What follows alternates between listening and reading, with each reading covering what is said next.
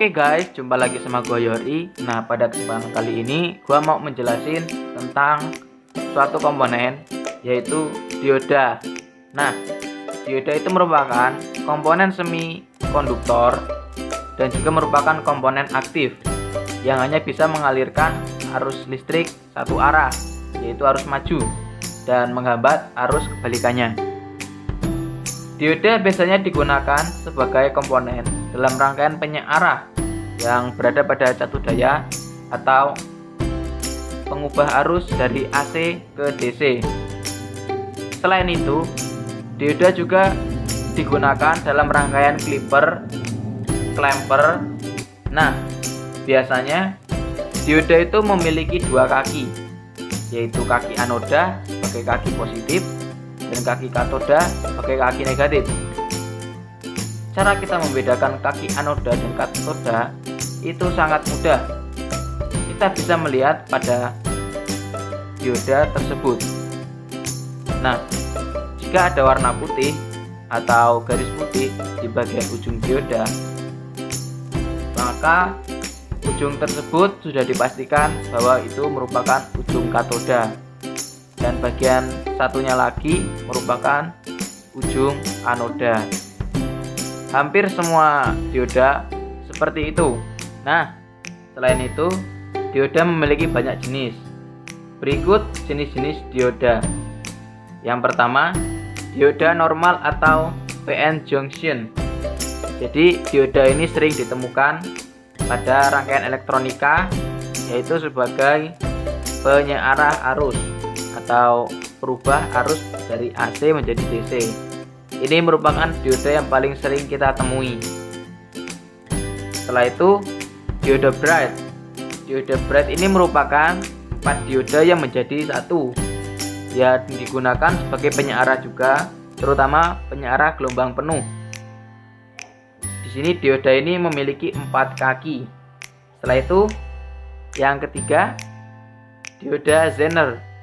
Jadi dioda Zener ini merupakan dioda yang memperbolehkan bias balik ketika tegangan mencapai breakdown atau tegangannya melampaui maksimal, sehingga dapat bias balik.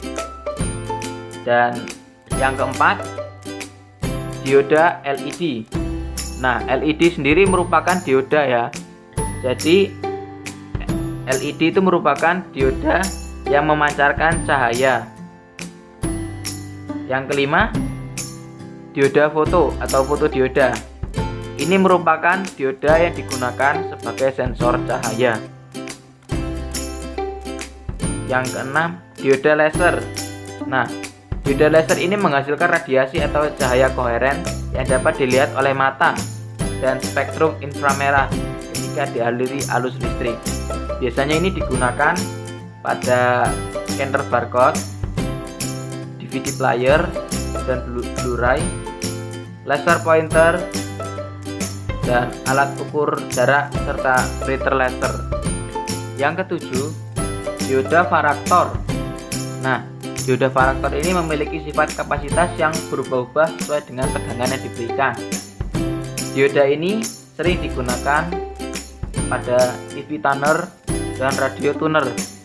Setelah itu, yang kedelapan, dioda tunnel atau dioda terowongan. Itu dioda yang mampu beroperasi pada kecepatan yang sangat tinggi dan dapat berfungsi dengan baik pada gelombang mikro. Nah, ini biasanya digunakan pada rangkaian pendeteksi frekuensi dan konverter. Yang kesembilan, dioda Schottky merupakan dioda dengan tegangan maju, di mana tegangannya itu lebih rendah daripada dioda normal pada umumnya. Pada arus rendah, tegangan jatuh bisa berkisar antara 0,15 volt hingga 0,4 volt. Tegangan ini lebih rendah daripada dioda normal yang terbuat dari silikon yang memerlukan 0,7 volt. Nah, dioda ini banyak digunakan pada aplikasi rectifier, clamping, dan juga aplikasi RF. 10. Dioda Peltier. Nah, dioda ini berfungsi untuk mengubah energi listrik menjadi energi panas atau dingin melalui penampangnya. Saat ini dioda Peltier banyak digunakan pada perangkat pendingin prosesor, komputer, kulkas, mini USB, dan lain-lain. Setelah itu dioda SCR, Silicon Control Rectifier. Nah, SCR ini sebenarnya merupakan dioda Schottky yang didesain sedemikian rupa sehingga menghasilkan dioda SCR yang memiliki 3 kaki dengan karakteristik tertentu. Nah, dioda SCR ini banyak digunakan sebagai rangkaian saklar otomatis berkecepatan tinggi, rangkaian interfer, rangkaian lampu TL, dan lain-lain. Gun dioda. Gun dioda adalah suatu dioda yang tidak memiliki PN junction, melainkan hanya terdiri dari 2 elektrodanya saja. Dioda ini digunakan untuk menghasilkan sinyal gelombang mikro. Yang berikutnya, step recovery dioda. Nah, step recovery dioda ini merupakan dioda yang memiliki level dropping yang secara gradual menurun dengan titik terendah di junction.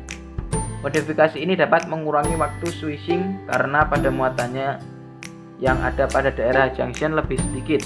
Aplikasi dari semikonduktor ini terdapat pada alat-alat elektronik frekuensi radio. Dan setelah itu yang terakhir, PIN dioda. Nah, pada dioda PIN ini terdapat sebuah area semikonduktor intrinsik tanpa doping yang diletakkan antara P dan N junction.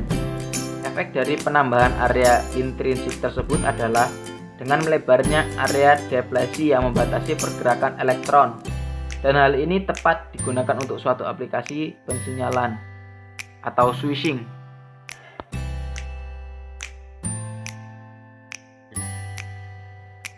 Nah guys, ini saya mau percobaan untuk membuktikan bahwa dioda itu hanya memancarkan atau mengalirkan arus maju saja.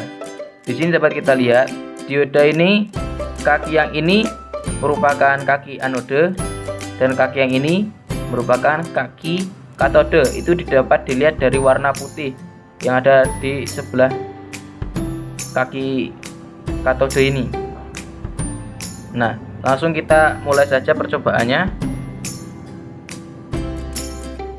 Pertama, kita akan memasangkan sesuai arah, dimana kaki katode kita sambungkan dengan kaki anode atau kaki positif dari LED seperti ini.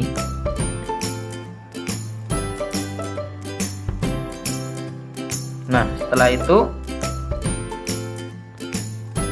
setelah kita pasang seperti ini, kita sambungkan dengan batu baterai ini ya. Jadi yang positif kita pasang di kaki anode, yang negatif kita pasang di kaki negatif dari LED. Kita coba.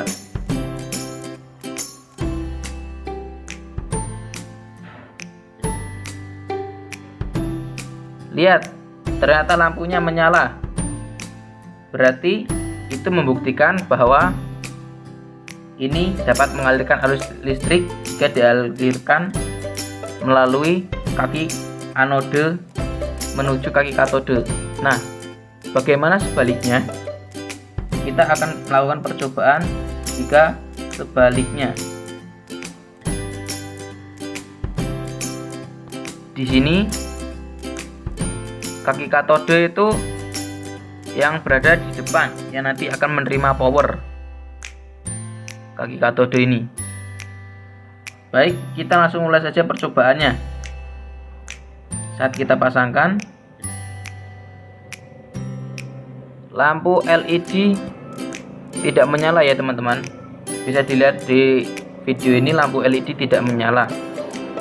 Nah, berarti itu membuktikan bahwa ini dioda hanya dapat mengalirkan arus maju saja. Dia bias maju dan bukan bias mundur, bias balik. Tidak bisa melakukan bias balik. Jadi arus listrik hanya mengalir dari anode menuju katode dan tidak bisa mengalir dari katode menuju anode. Tidak seperti resistor. Resistor dapat kita balik-balik dan mengalirnya tetap sama karena resistor itu merupakan komponen pasif. Sementara dioda ini komponen aktif. Nah, begitu teman-teman. Oke, jika tadi kita telah mencoba mengetes apakah dioda ini hanya dapat mengantarkan arus listrik searah saja atau tidak. Nah, sekarang kita akan mengetes apakah dioda itu masih aktif atau tidak. Nah, jadi sekarang kita akan mulai saja. Nah, ini kaki katoda kita pasang dengan positif, kaki anoda kita pasang dengan negatif. Maka kita lihat pada multimeter tersebut. Nah, multimeter ini menunjukkan pergerakan, yang berarti ini dapat dialiri listrik. Dan jika kita pasang sebaliknya, multimeter tidak menunjukkan pergerakan sama sekali, teman-teman. Jadi benar, ini hanya bisa mengantarkan arus listrik searah saja. Nah, jika dioda ini rusak, maka walaupun kita balik bagaimanapun, dia tetap bisa menggerakkan jarum multimeternya. Jadi dia tidak berguna sebagai pengantar arus listrik satu arah saja, melainkan sudah bisa dua arah, sehingga tidak berguna lagi komponen ini. Maka dari itu harus diganti dengan baru.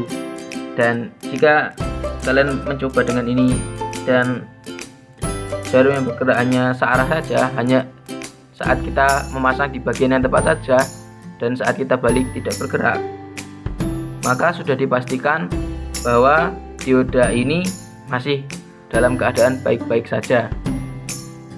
Nah, terima kasih karena telah menonton. Semoga video ini bermanfaat bagi kalian.